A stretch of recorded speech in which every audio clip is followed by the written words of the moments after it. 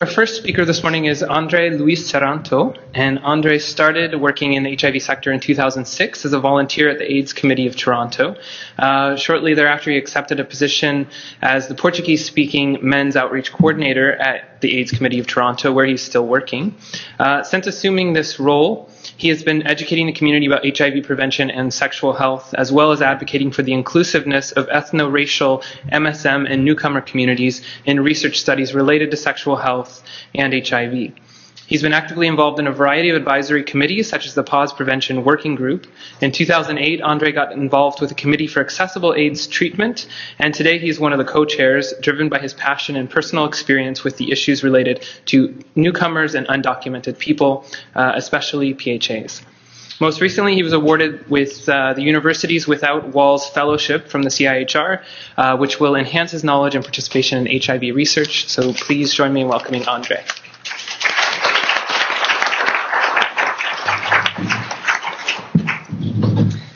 Good morning, everyone. I feel that my introduction was really long. So I'll be presenting some data for you. So I made some slides really colorful. So it will probably look more interesting than really is. So I'll be talking about the Bathhouse questionnaire. This questionnaire we used to administer them every year in the Bathhouses in Toronto. And it was created by the M2Man Network, which is a network of frontline workers in Toronto from several different organizations and representing the several ethno-racial organizations. And the goal of the network is to enhance the sexual health of gay, bisexual, and MSM. So this is the third year that the questionnaire was administered in the Bathhouses, and the goal of this questionnaire is to try to identify, new trends, behaviors, and see the kind of knowledge that the Bathhouse patrons has towards sexual health and HIV and STIs. So this information that we collect helped us to basically guide us to changing programming to see if the type of outreach and topics that we've been discussing and Bathhouse outreach is still relevant for those who go to the Bathhouses. So a little bit of background information. The survey has 31 questions. This one actually was the biggest one than we had, and we realized that it was a little bit too long because everybody was giving their input and we're trying to fit everything there. So there was 31 questions, and it was administered to patrons in the 3 Bathhouses in Toronto. We used to have, I think, 6 or 7, but we just using 3 Bathhouses, which was Steamworks, Central Spa, and St. Mark's. It took an average of 15 minutes to complete. Some people took a little bit more.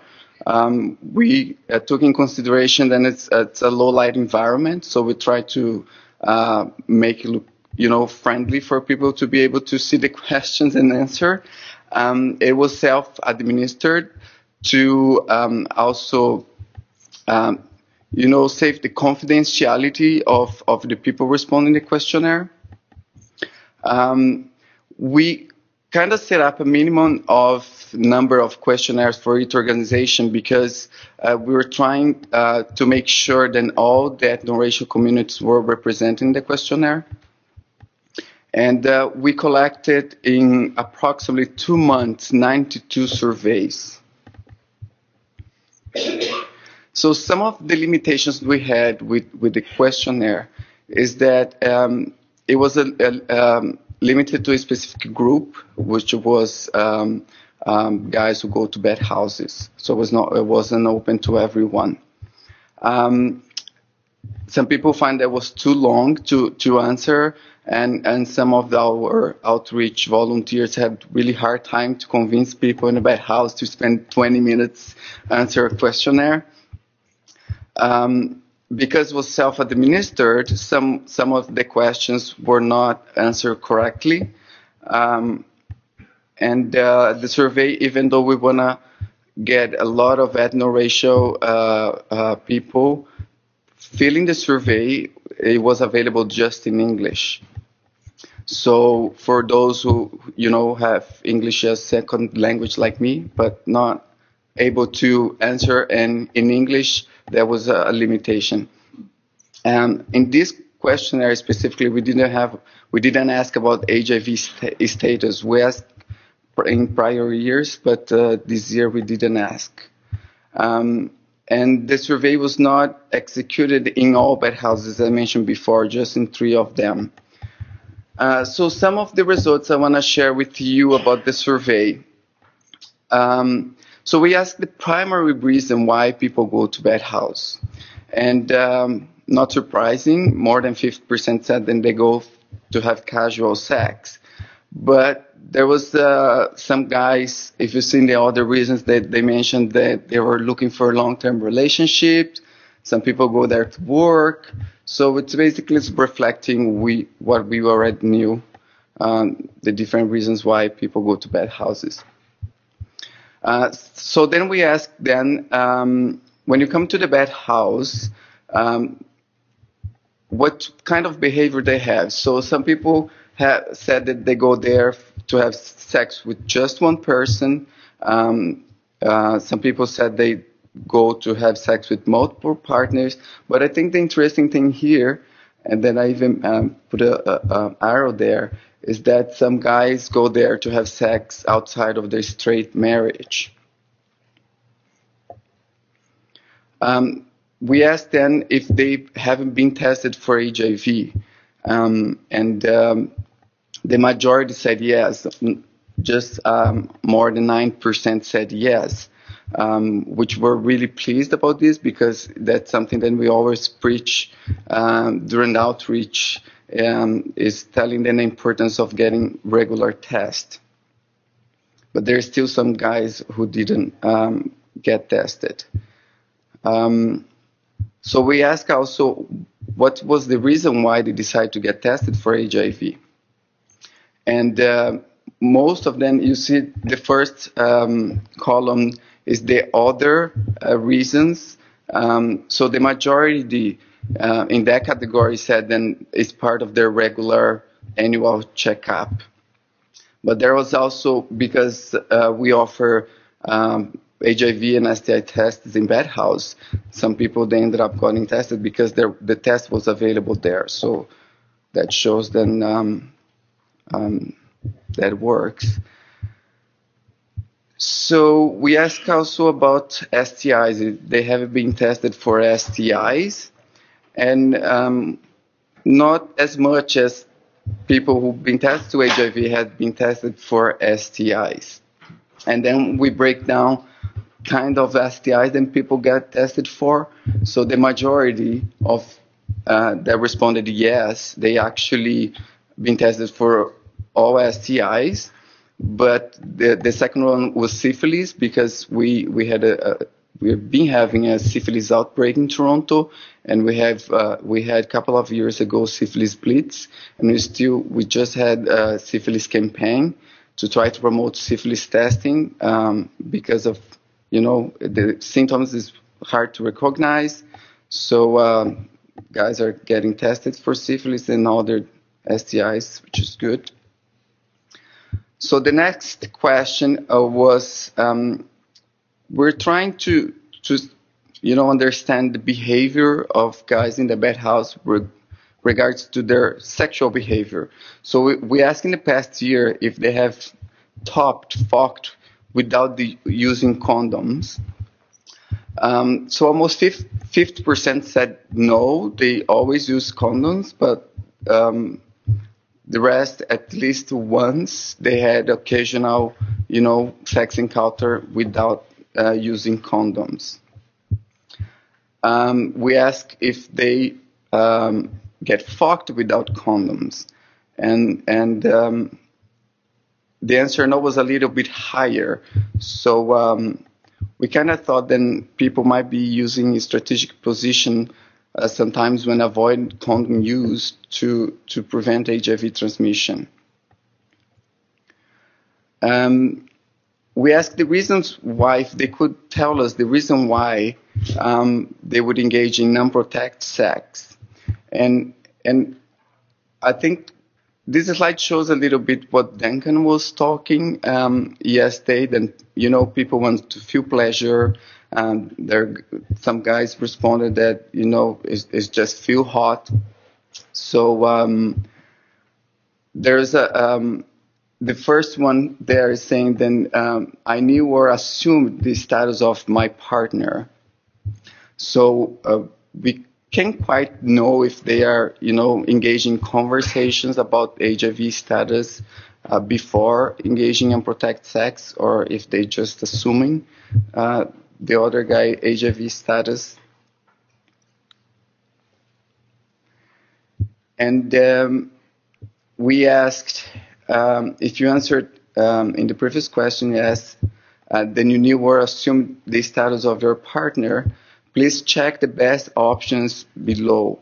So here we're trying to figure out, the types of interaction that people were having. So the majority of guys responded that they told me their HIV status and is the same as mine. So that's just based in conversations, and we know then 30% of people infected with HIV in Canada, approximately 30% doesn't know they are infected. So people might be, just to raise the flag, then people might be engaged in unprotected sex based in, what other people words. And that was a very surprising, interesting question then we put in the survey. We asked guys if they would have sex with someone that is HIV positive, if they knew the guy was HIV positive. And the majority said no. So 6% of guys said they would not have sex with someone that tells them they are HIV positive. And that for me was a little bit surprising because we had a stigma campaign not too long ago in Toronto. And the goal of the campaign was really promote, conversation between negative and positive guys and try to break the stigma discrimination towards positive guys. And I personally was expecting a different result in this question.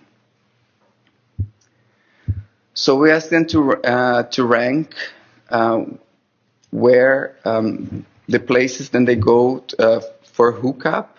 Not surprisingly, because it was a Bathhouse survey, the majority said Bathhouses, but internet was coming here in second. Other places which we didn't ask to specify which other, because we put bars, nightclubs, parties, and public washrooms. So I cannot even imagine where is the other place that people are going to have sex.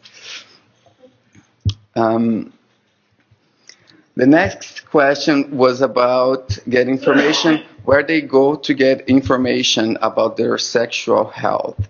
So we want to try to understand, when people have any question, where they look up for information. And we were pleased to know that a lot of guys actually get information in the Bathhouse. So that means then the outreach work we're doing there, it's actually working. They also see lots of pamphlets, public health. They go to ASOs. Some guys, they still see their peers for sexual health and STI information.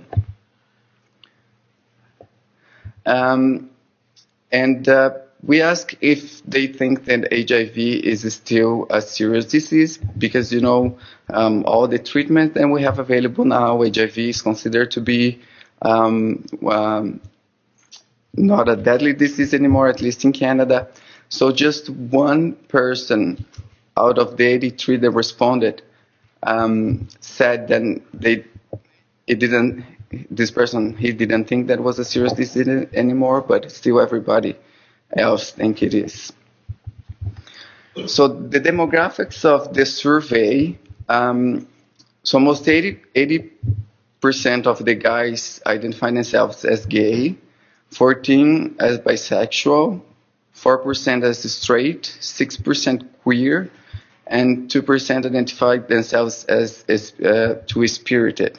We did have an option if they identified themselves as trans, but nobody did. 90% of the guys were identified as male, and 3% as genderqueer. Actually, sorry, but the trans question was in the second part. And almost half of the guys were from Toronto. And then in terms of age, we see that the majority of guys in the chart is from the 35 to 44 years old.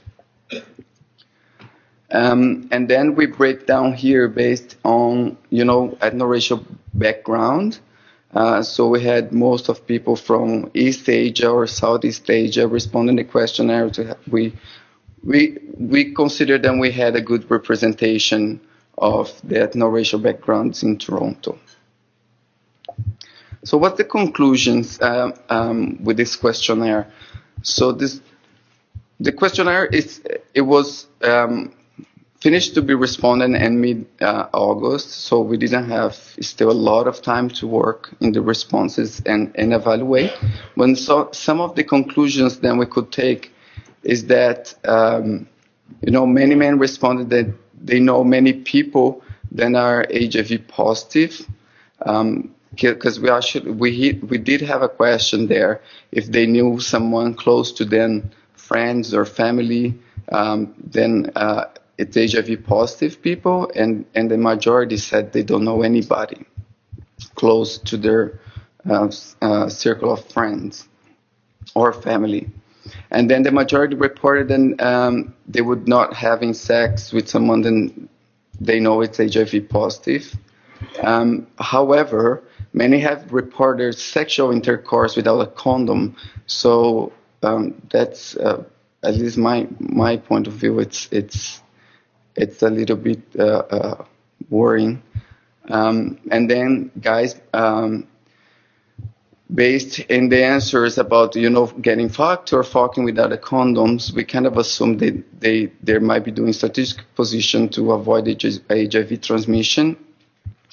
And we were pleased to know that they are having regular HIV and STI tests.